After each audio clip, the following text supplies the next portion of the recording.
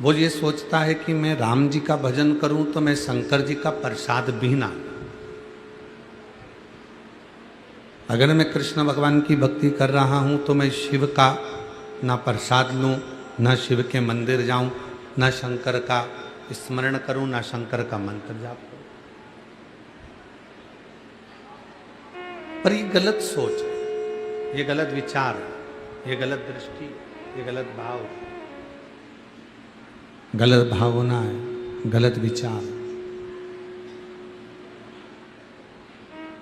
राम के भजन करने वाले को, कृष्ण भगवान के भजन करने वाले को, राम जी का स्मरण करने वाले को, कृष्ण भगवान का स्मरण करने वाले को शिव जी की भक्ति तो दिन रात करना ही चाहिए।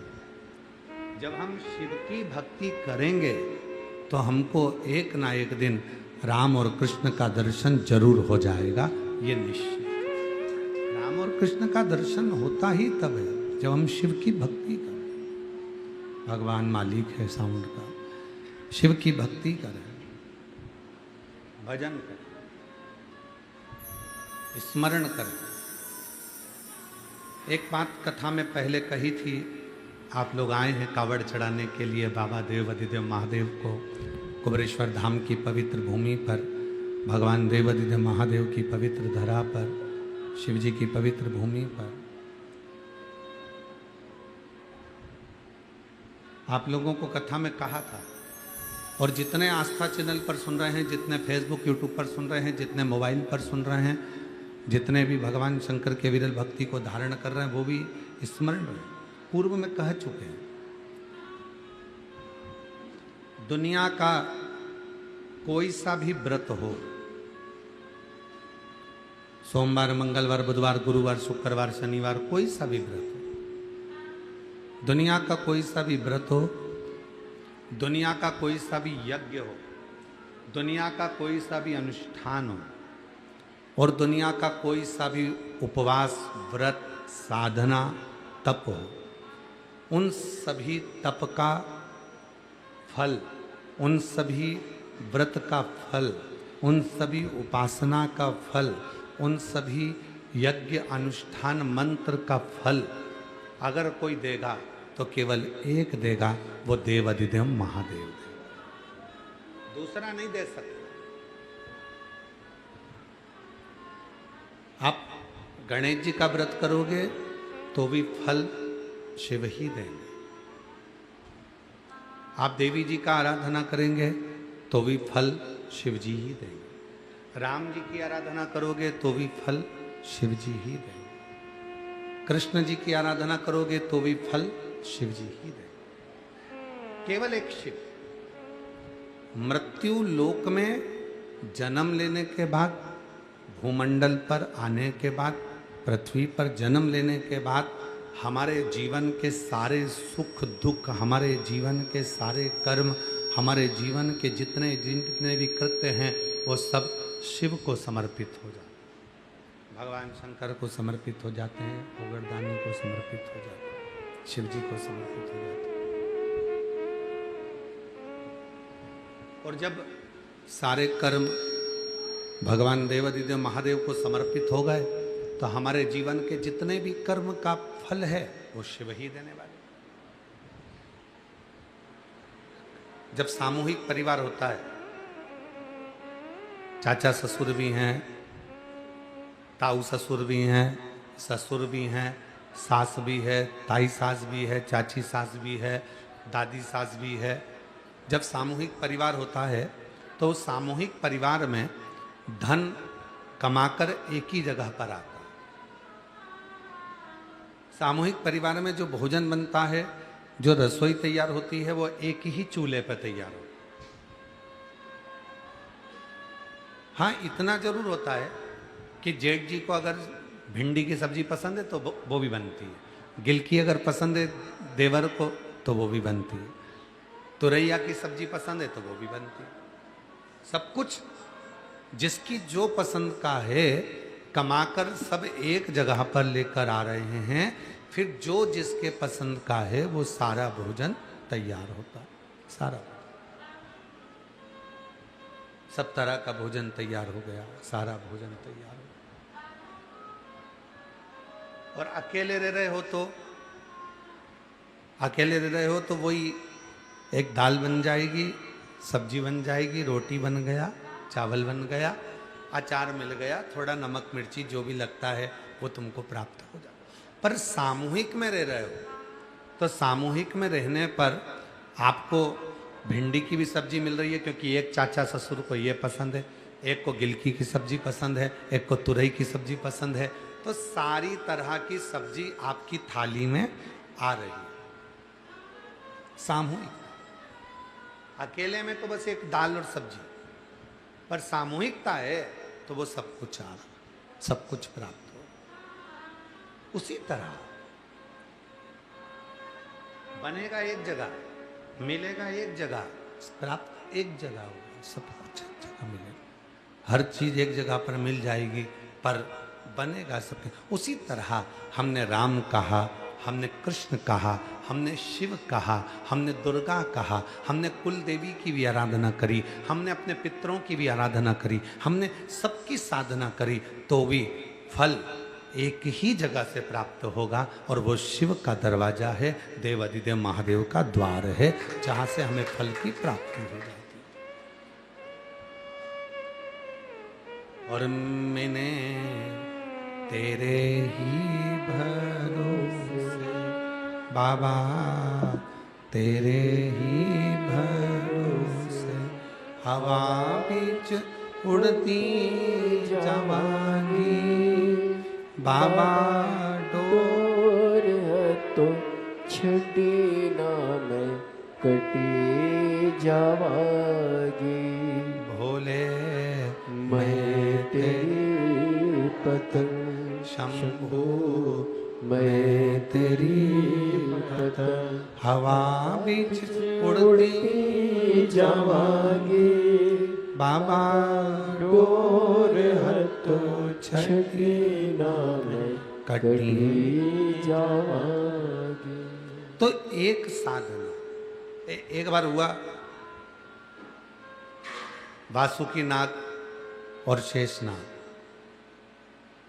शेषनाग भगवान नारायण जिस पर विश्राम कर रहे हैं, वासुकीनाग जो भगवान शिव जी के गले में विराजमान, दोनों, और दोनों ही सर्प बड़े प्रबल हैं, एक भगवान विष्णु जी के पास में है और एक भगवान शंकर जी के पास में, दोनों सर्प बड़े प्रबल, दोनों में विवाद हुआ, दोनों में झगड़ा हुआ, और दोनों में झगड़ा हुआ तो वासुकी नाग ने कहा शेषनाग से, आज अपन दोनों भाई एक जगह पर बैठे हैं, चलो थोड़ी देर शिव चर्चा करते हैं। अब जो शंकर का भक्त है वो शंकर की चर्चा करने बैठा, तो शेषनाग कहता है कि मैं शिव की चर्चा क्यों करूं, मैं नारायण की चर्चा करूं, मैं शिव की चर्चा नहीं करूंगा, मैं नारायण की चर्चा करूंगा। अब शेषनाग जी नारायण की चर्चा करने में लगे, वासुकी नाग शिव जी की चर्चा करने में लगे। वासुकी नाग जो बोले वो शेषनाग नहीं सुने, और शेषनाग जो बोले वो वासुकी नाग नहीं सुने।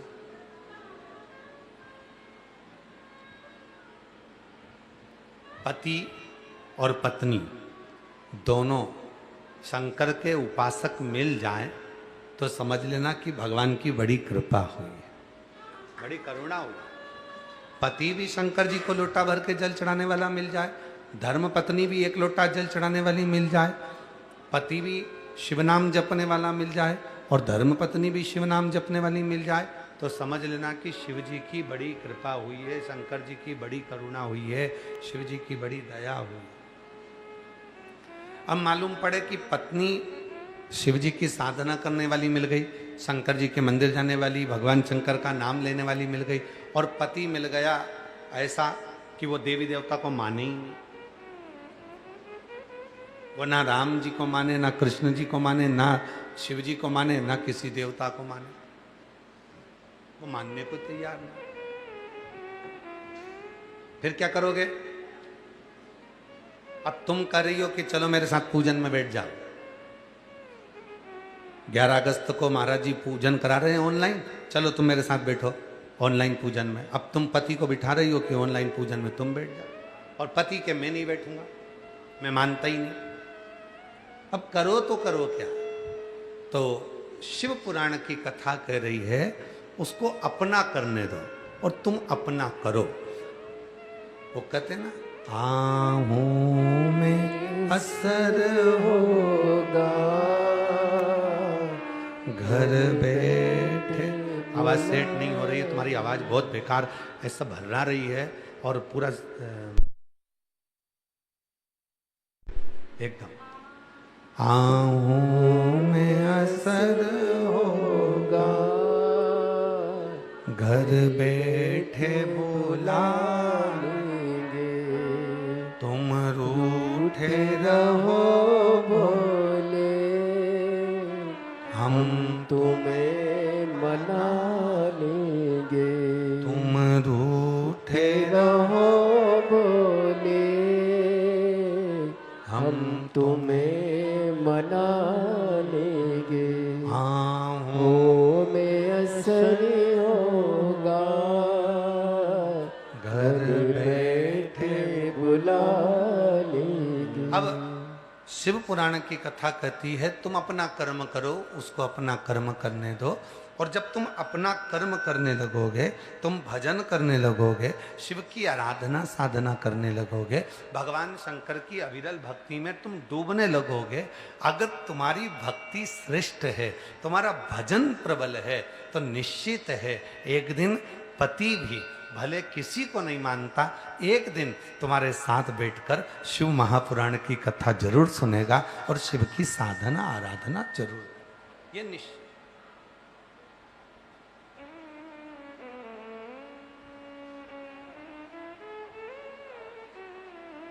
शिव की साधना करेगा वो। अब तुम्हारी भक्ति में बल होना चाहिए। हमें एक स्मरण आ रहा है,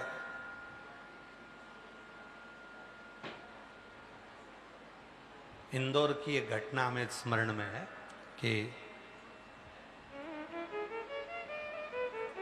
एक बार एक महिला ने, एक बार एक स्त्री ने, एक माता ने आकर कहा, गुरुजी केवल एक सावित्री ही ऐसी थी जो सत्यवान के प्राण वापस लेकर आई थी। हमने कहा जी जी तुम झूठ बोल रही हो, केवल स्त्री अकेली नहीं होती जो सत्यवान के प्राण वापस लेकर आ जाए। केवल एक स्त्री ही नहीं है जो सत्यवान के प्राण वापस लेकर आ। अगर दोनों में प्रेम है, स्नेह है, समर्पण है और भगवान शिव की दोनों अविरल भक्ति को धारण करते हैं, तो ये निश्चित है भगवान की कृपा होगी तो एक दिन सत्यवान भी सावित्री के प्राण वापस ला सकता है। अगर विश्वास प्रबल है तो, भरोसा दृढ़ है तो। ए मेरी जीजियों,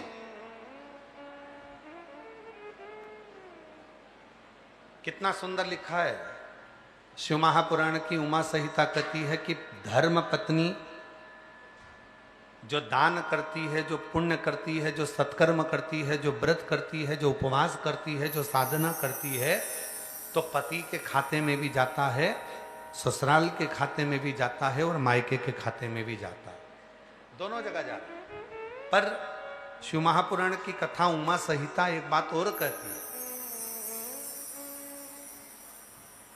कोई पति यदि शिव की साधना कर रहा है, भगवान शंकर की आराधना कर रहा है, शिव की उपासना कर रहा है, तो उसका पूरा आधे हिस्सा धर्म पत्नी के खाते में चला जाता है। कितना हिस्सा जा रहा है? आधा। इसीलिए शायद यह कहा जाता है कि जब हम कहते हैं रिटायरमेंट हो गया, रिटायरमेंट होने के बाद भी आधा मिलता ही रहता है। और कई लोग ऐसे भी हैं कि कोई चला गया तो उसका भी हक उस पत्नी को मिलता ही रहता है। तो ये कहाँ से लिया? तो कोई कहेगा ये शिव महापुराण की उमा संहिता से लिया, कि पत्नी जो भजन कर रही है, पत्नी जो व्रत कर रही है, पत्नी जो उपवास कर रही है, पत्नी जो पुण्य कमा रही है, तो पत्नी का पुण्य तो मायके ससुराल सबको मिला। पर जो पति एक बार भी अगर भगवान का भजन कर रहा है, पति एक बार भी श्री शिवाय नमस्तुभ्यम कर रहा है, पति एक बार भी अगर शंकर के मंदिर में जा रहा है, पति एक बार भी शिव नाम में अगर डूबा हुआ है, तो उसका 50% तो धर्म पत्नी के खाते में चला ही जाता है। पत्नी का बेटे के खाते में गया, पत्नी का पुण्य पुत्री के खाते में गया, पत्नी का पुण्य ससुराल में गया, पत्नी का पुण्य ससुर मायके में गया, उसके भतीजा भतीजी जो जो कहते ना बुआ जी बुआ जी बुआ जी, तो भतीजे को भी मिला, पुण्य मिला। अब पर पति का जो पुण्य है वो पुत्र को नहीं, पति का जो पुण्य है वो पुत्री को नहीं, पति का जो पुण्य है वो कहीं नहीं। पति का पुण्य अगर मिलेगा तो उसकी धर्म पत्नी को आधा अवश्य प्राप्त होगा, जिससे वो अपने जीवन की सार्थकता को सिद्ध कर सके।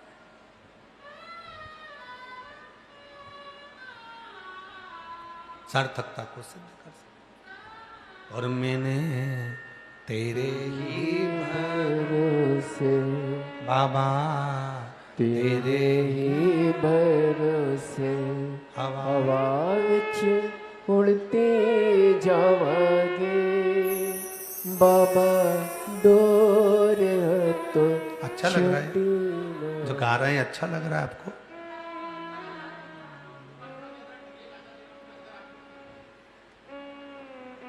भोले मैं तेरी पतंग शंभू, मैं तेरी पतंग हवा विच उड़ती जावांगे बाबा, डोर है तो छड़ी ना मैं कटी जावांगी। भोले मैं तेरी पतंग शंभू, मैं तेरी पतंग। तो शिव कथा कर रही है, वासुकी नाग और शेषनाग दोनों में विवाद छिड़ गया। वासुकी नाग और शेषनाग में दोनों में विवाद छिड़ गया। वासुकी नाग कुछ कर रहे हैं तो शेषनाग को ठीक नहीं लगा, और शेषनाग कुछ कर रहे हैं तो वासुकी नाग स्वीकार लिया। दोनों में विवाद, दोनों में झगड़ा, दोनों लड़ रहे हैं। भगवान से प्रार्थना करना कि पति और पत्नी की जब जोड़ी बने तो ऐसी बने कि दोनों ही शिव के चरणों को समर्पित हो। समर्पित। कई माताएं कहती है गुरुजी मेरे पति कावड़ भरने के लिए नहीं आए, मैं आ गई। तो मैंने कहा ऐसा मत बोलो कि वो कावड़ भरने नहीं आए, भले वो नहीं आए पर उनकी आज्ञा से तो तुम आए, और आज्ञा मिली है मतलब वो स्वयं भी तुम्हारे साथ तुम्हारी कावड़ यात्रा में कदम से कदम मिलाकर चल रहे हैं। केवल तुम अकेली नहीं हो। कोई ये कह दे कि केवल मैं कावड़ भरने आई हूँ, मेरा पति नहीं आया, मैंने तो खूब कहा था उनसे, वो आए नहीं, मैंने तो खूब निवेदन करा था, उनसे तो उनकी दुकान ही नहीं छूटती, उनसे तो उनका काम ही नहीं छूटता, उनसे तो उनका व्यापार ही नहीं छूटता, उनसे तो घर ही नहीं छूटता। मत छूटने दो ना, उन्होंने तुम्हें तो मना नहीं कराना, तुमसे तो कह दिया टिकट करा दे रहा हूँ। टिकट कराने तुम थोड़ी ना गई थी, टिकट पति ने कराया, बेटों ने कराया, परिवार वालों ने कराया। अब जब सबने मिलकर टिकट करवाया, तुम्हारी सहेली के साथ, तुम्हारी बेस्ट फ्रेंड के साथ तुम अगर कावड़ भरने के लिए आए हो तो तुम अकेले नहीं आए हो। ये मत कहो कि वो नहीं आए और वो फुर्सत नहीं है, उनको ये नहीं है। नहीं नहीं नहीं, उनकी आज्ञा थी उनका मन था कि तू चली जा, मैं नहीं जा पा रहा, फिर भी वो तुम यहाँ हो। अब कई लोग कहते हैं कि हम अकेले कावड़ भर रहे हैं, काय के अकेले कावड़ भर रहे हो, तुम यहाँ पर हो, वो दुकान पर बैठा है तो भी उसका दिल तुम्हारी कावड़ में ही लगा हुआ है, उसका मन तुम्हारी कावड़ में लगा हुआ। एक प्रसंग याद आ रहा है,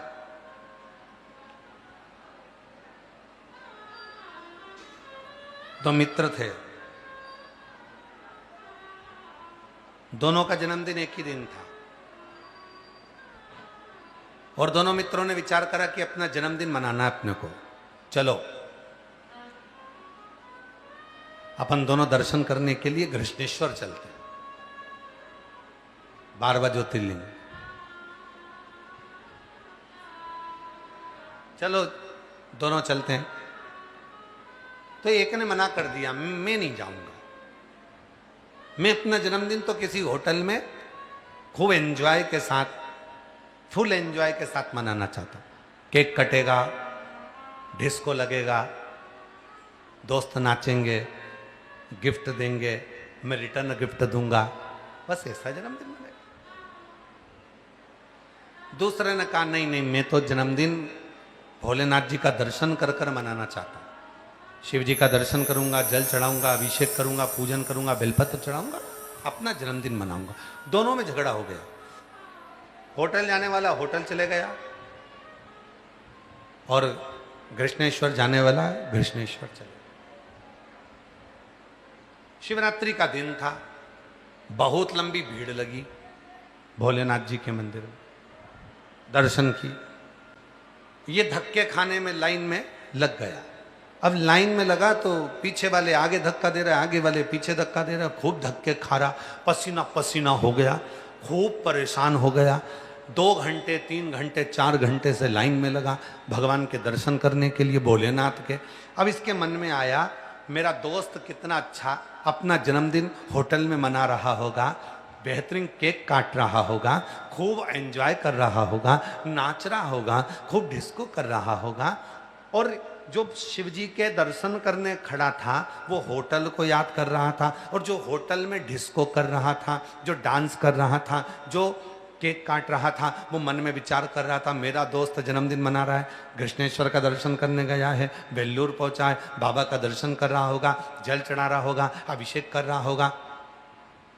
वो कृष्णेश्वर को याद कर रहा है जो केक काट रहा था, होटल में पड़ा था, और जो मंदिर में खड़ा था वो होटल को याद कर रहा। दोनों मिले, 6 महीने के बाद दोनों का एक्सीडेंट हो गया। जो मंदिर में लाइन में लगा हुआ था नरक, और जो होटल में खड़ा हुआ था वो स्वर्ग। दोनों ने विचार करा कि आखिर ऐसा कैसे हो गया, मैं तो मंदिर गया था, फिर मैं नरक कैसे पहुंच सकता हूं। तो कहा, तू मंदिर में था पर तेरा दिल होटल में था, और वो होटल में था पर उसका दिल मंदिर में था। ये मन जहां लगा होता है बस फल वैसा ही प्राप्त होता है। फल जब मिलेगा जब हमारा हृदय लगे, जब हमारा मन। अब कई माताएं कहती, गुरुजी मैं अकेली कावड़ भरने आई हूं। नहीं नहीं नहीं, कभी मुख से ये मत कहना कि तुम अकेली कावड़ भरने आए हो। तुम्हारा टिकट पति ने कराया, उसकी मन था, उसकी इच्छा थी कि तुम मंदिर जाओ, देवालय जाओ, शिवालय जाओ, तो गए हो, तो पहुंचे हो। अकेले नहीं आए हो तुम, तुम्हारा पूरा परिवार, तुम्हारा पूरा घर, तुम्हारी पति पत्नी सब, और कई कई लड़के भी आकर कहते मेरी पत्नी का मन ही नहीं लगता भगवान की भजन पूजन में, तो वो नहीं आई, वो नहीं पहुंची। अरे भाई, वो नहीं आई पर उसकी रुचि, उसका मन, उसकी इच्छा तुम्हें लेकर पहुंची।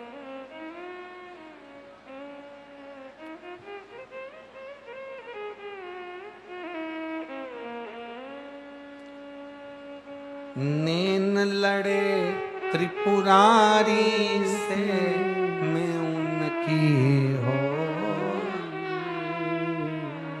नैन लड़े त्रिपुरारी से मैं उनकी हो गई, मेरे नैनन बरसे नीर सखी मैं काशी जाऊंगी, मेरे नैनन बरसे नीर सखी मैं काशी जाऊंगी, काशी जाऊंगी सखी मैं सीहोर जाऊंगी, काशी जाऊंगी सखी मैं सीहोर जाऊंगी, मेरे मन में नहीं है धीर सखी मैं काशी जाऊंगी, मेरे मन में नहीं है धीर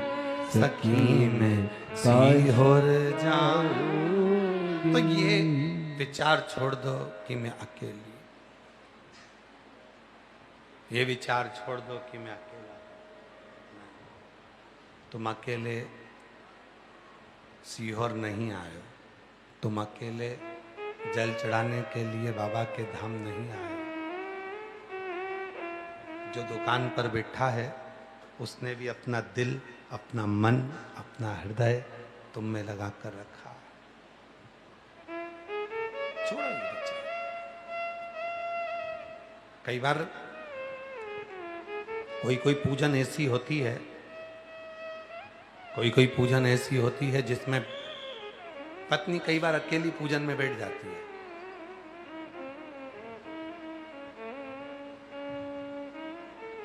हरतालिका तीज, करवा चौथ,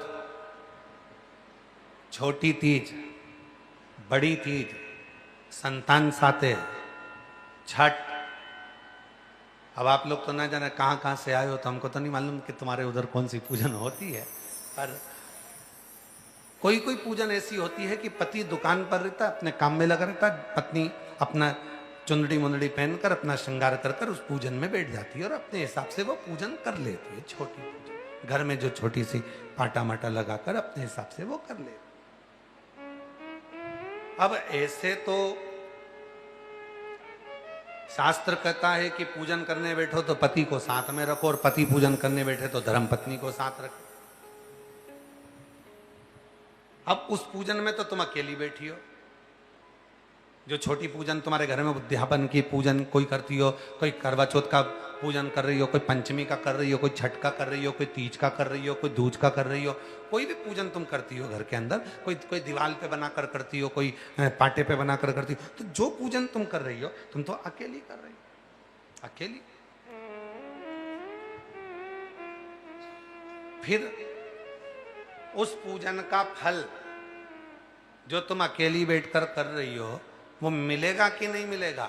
तो शिव महापुराण में स्वयं भगवान श्री महेश से माता उमा जी ने पूछा था, जब नारी अकेली पूजन करने बैठेगी, मान लो कोई पूजन ऐसी है जो अकेली कर रही है, हरतालिका तीज कर रही है, करवा चौथ कर रही है, तीज कर रही है, छठ कर रही है, पंचमी कर रही है, दूज कर रही है, उस पूजन का फल स्त्री को प्राप्त होगा कि नहीं होगा? तब शिव जी ने कहा, भगवान महेश बोले, सुनो पार्वती, जब कोई स्त्री अपने घर के आंगन में, अपने घर के क्यारे में, अपने घर के अंदर बैठकर जब कोई भी पूजन भले अकेली भी करती है, या मंदिर के अंदर बैठकर कोई भी पूजन अकेली करती है, या यज्ञ मंडप में बैठकर भी कोई पूजन अकेली भी करती है, तो वो पूजन अकेली नहीं मानी जाती, वो दोनों की जोड़े से ही मानी जाती, दोनों की जोड़े से मानी जाती। क्यों? ये सिर पे पल्लू रखा, काय के लिए रखा? क्या है ये पल्लू? पल्लू है क्या? ये तो साड़ी का एक पल्लू हमने हमारे सिर पर रख लिया, तो है क्या? तो कहा ये सिर पर जो पल्लू रहता है ये हमारे ससुराल के, हमारे पूर्वजों का, हमारे पितरों का, हमारे घर के कुल देवी देवता का हमारे ऊपर आशीर्वाद रहता है। तो मान लो घर के अंदर कभी कभी सिर पे से पल्लू खसक जाता है, तो क्या उनका आशीर्वाद समाप्त हो जाता है? नहीं। कहा जिस घर के अंदर पितरों की पूजन, जिस घर के अंदर कुल देवी देवता की पूजन, जिस घर के अंदर भगवान शिव की आराधना साधना, तुलसी का क्यारा या भगवान शंकर की आराधना साधना होती है, उस घर की छत के नीचे कहीं पर भी पूजन कर लो, उसका फल अकेले प्राप्त नहीं होता, पति के साथ ही प्राप्त होता है, पुण्य फल प्राप्त होता है। वो पूजन अकेली नहीं मानी जाती। हाँ, खुले आसमान में अगर कोई पूजन कर रहे हो तो उसका फल, इसलिए कहा कि खुले आसमान में भी पूजन करना तो सिर पे पल्लू डालकर करना। सिर पे पल्लू डालकर क्यों? हमारे पूर्वज हमारे साथ हैं, हमारी कुल देवी हमारे साथ हैं, हमारे पति देव हमारे साथ में हैं, हमारा पूरा पितृदेव, आहूत देव, वासुक देव, ये सारे देवता हमारे साथ में विराजमान है। इसलिए सिर पे पल्लू डालकर माताएं अपनी पूजन साधना आराधना करती, भजन करती।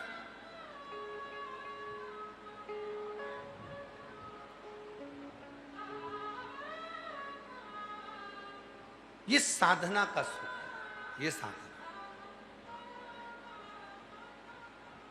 महाराज, मैंने तेरे ही भरोसे बाबा तेरे ही भरोसे हवा विच उड़ती जावांगे बाबा डोर हथों छड़ी ना मैं कटी जावांगी भोले मैं तेरी पतंग शंभो मैं तेरी पतंग। तो दोनों में झगड़ा हो रहा है, वासुकी नाग और शेषनाग में झगड़ा हो रहा है। वासुकी का मेरी सुनो, मैं शंकर जी का गुणगान करूंगा, शेषनाग करे मैं नारायण का गुणगान करूंगा, तुम दोनों मेरी सुनो, दोनों ना सुनो, दोनों नहीं सुनो। अब दोनों ही श्रवण ना करें, तब जब वासुकी नाग अपनी कह रहे हैं और शेष नाग अपनी कह रहे हैं, तब मां जगत जननी जगदम्बा अंबा प्रकट दोनों के साथ। क्यों? पार्वती माता को कमला भी कहा गया है, शिव जी को कमल, पार्वती को कमला कहा गया। कमला मतलब, जम के बोलो, कमला मतलब लक्ष्मी, कमला मतलब वैभव, कमला मतलब सौभाग्य, धन, संपदा, वैभव, कमला। पार्वती जी को कमला भी कहा गया।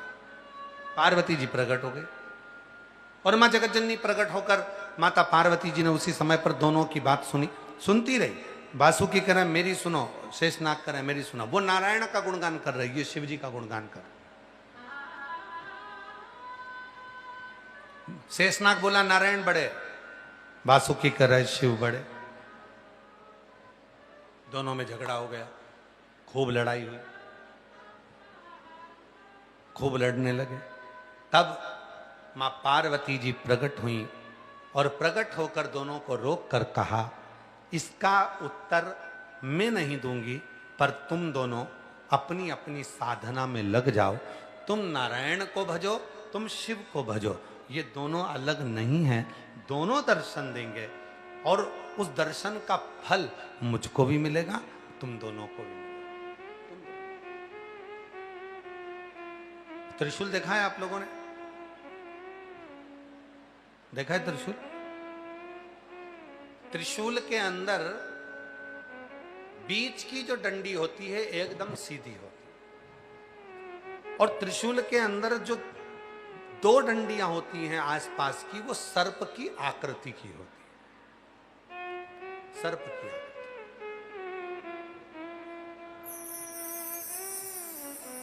या रखा हो सत्यम जी सामने त्रिशूल रखा होगा, जरा लेकर आ।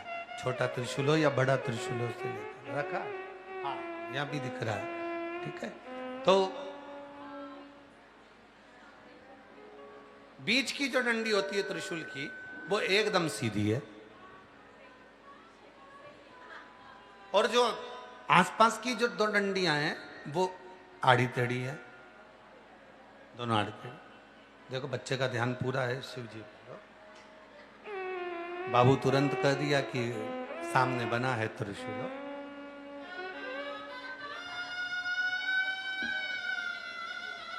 देखिए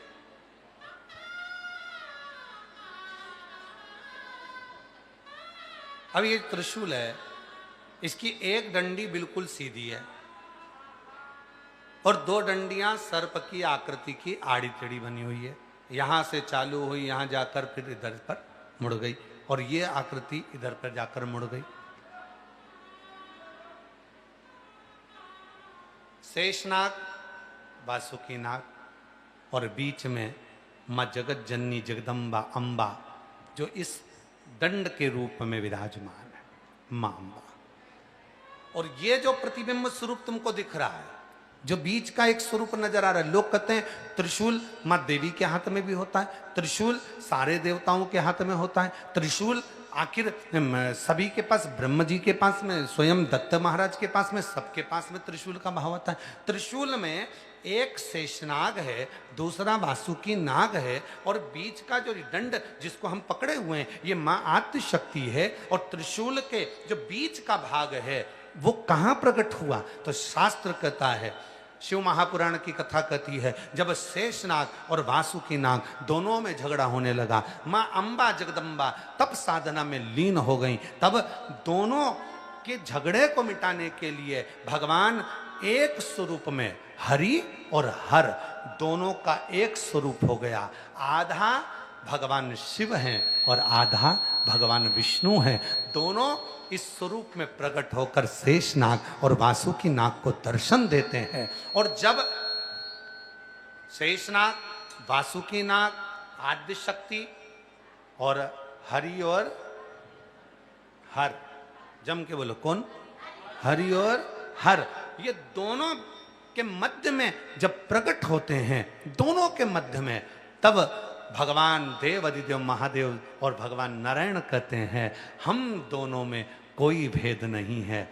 तब मां अंबा जगदम्बा ने हाथ जोड़कर कहा, अगर आप इन शेषनाग और वासुकी नाग के लिए एक हो गए हो तो कृपा करो सारे दुष्टों का संहार करो। तब शिवजी हरि और हर, शेषनाग, वासुकी नाग, मां अंबा, आद्य शक्ति और हरि और हर के रूप में त्रिशूल प्रकट हो गया, जिसने पूरे दुष्टों का संहार कर दिया, पूरे दुष्टों। तो दुनिया को लगता है ये केवल त्रिशूल है। जितने आस्था चैनल पर सुन रहे हैं, जितने फेसबुक यूट्यूब पर कथा श्रवण कर रहे हैं, जितने मोबाइल पर कथा सुन रहे हैं, जितने अपने दुकानों पर, घरों पर जो ऑनलाइन कथा को श्रवण कर रहे हैं, आज बड़े ध्यान से सुनना, ये कथा श्रावण महीने की ऑनलाइन कथा जो आप श्रवण कर रहे हैं, ये बड़ी विचित्र कथा है, इसको बड़े भाव से सुनिए। ये कथा अभी तक व्यासपीठ पर सम्मुख में नहीं आई, पर आज अगर बाबा की कृपा से आई है तो उसका स्मरण। दुनिया के लोगों को लगता है ये केवल त्रिशूल है। नहीं नहीं भाई, हरि और हर दोनों का मिलन एक जगह पर, ये बीच बिंदु में हुआ है, ये बीच बिंदु। अब त्रिशूल को पकड़ा कहां से जाता है? त्रिशूल को यहां से पकड़ोगे क्या? जम के बोलो नहीं। त्रिशूल को यहां से पकड़ोगे क्या? नहीं। त्रिशूल को यहां से पकड़ोगे? नहीं। त्रिशूल को यहां से पकड़ोगे? नहीं। त्रिशूल को पकड़ोगे आप यहां से, मतलब अपने भीतर शक्ति उत्पन्न होना चाहिए, अपने भीतर बल आना चाहिए। और जब शक्ति हमारे पास होगी तो फिर ये हरि हर, शेषनाग, वासुकी नाग अपना कर्म, अपना कृत्य तुरंत करेंगे, फिर वो दुष्टों का संहार तुरंत करेंगे। दुष्टों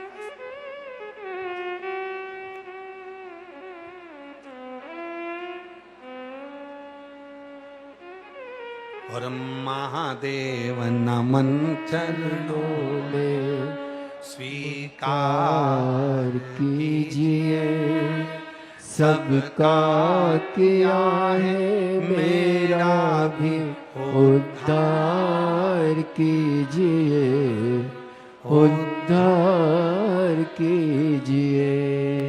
हे त्रिकुंडधारी, हे त्रिशूलधारी, हे त्रिकुंडधारी, हे त्रिशूलधारी। चरणों में तेरे बाबा जी पावन है चारों धाम। चरणों में तेरे बाबा जी पावन है चारों धाम।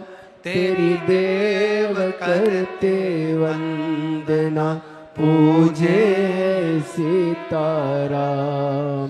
तेरी देव करते वंदना, पूजे है सीताराम।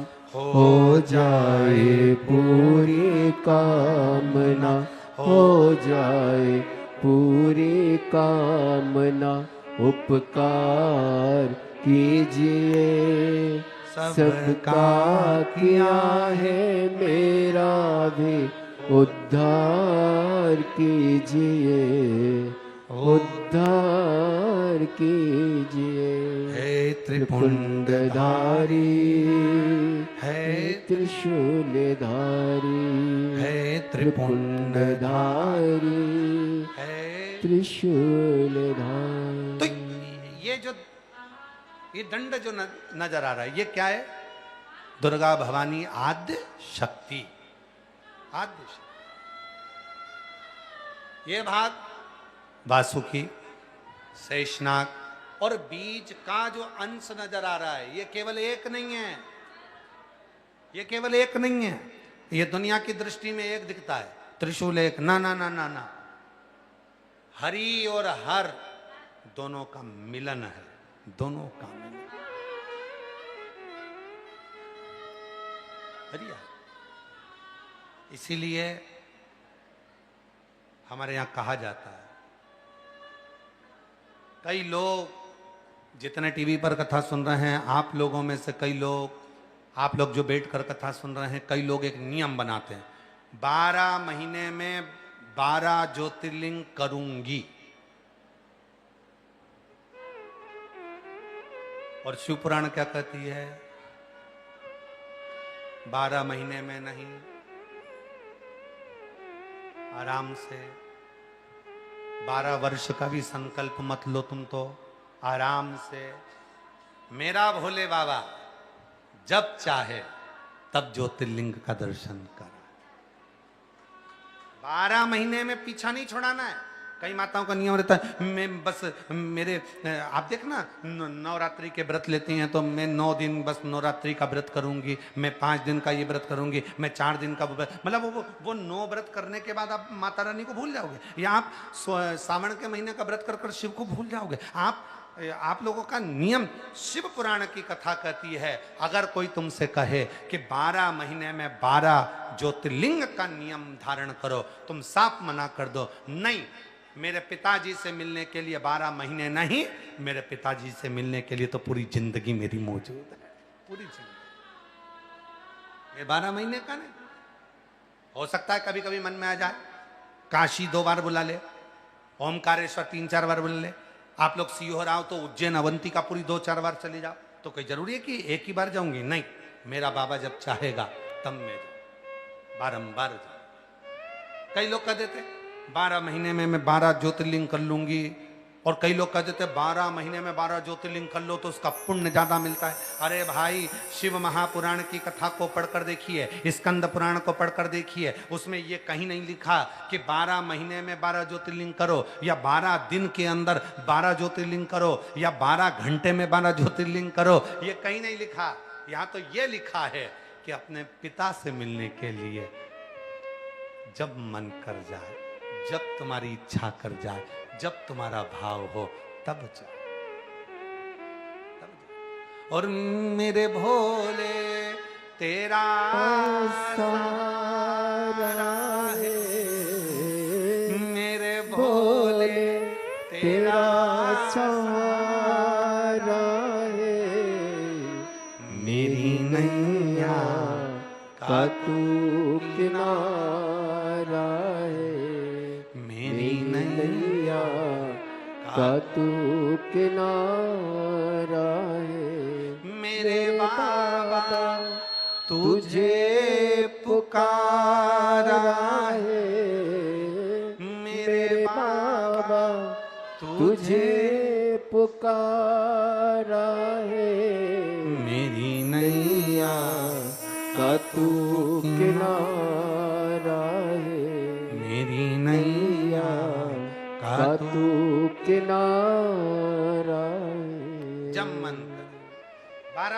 12 ज्योतिर्लिंग नहीं, 12 दिन में 12 ज्योतिर्लिंग नहीं, 12 वर्ष में 12 ज्योतिर्लिंग नहीं। जब तक श्वास है तब तक मैं तुम्हारा हूं। पूर्ण नहीं, छोड़कर रखो थोड़ा सा।